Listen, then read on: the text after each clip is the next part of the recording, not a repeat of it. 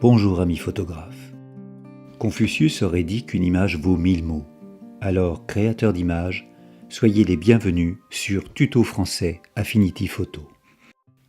Dans la vidéo 27, vous avez appris à donner un flou de mouvement à vos images. Aujourd'hui, vous allez découvrir comment diriger l'attention sur un point précis de l'image grâce au flou directionnel appelé aussi flou radial.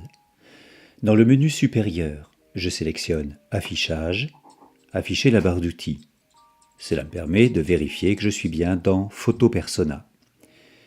Je retourne maintenant dans le menu supérieur et je sélectionne Affichage, Studio, Calque, car j'aurai besoin d'agir sur les calques de mes images.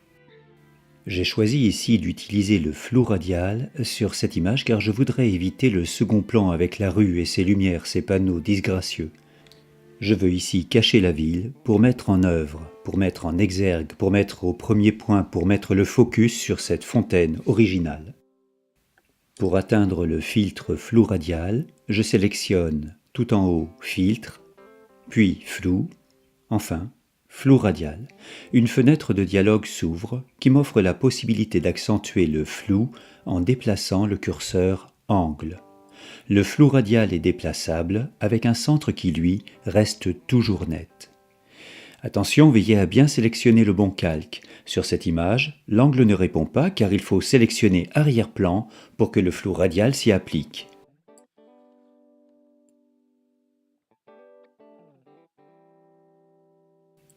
Dans l'image suivante, je peux sélectionner le calque de la plage.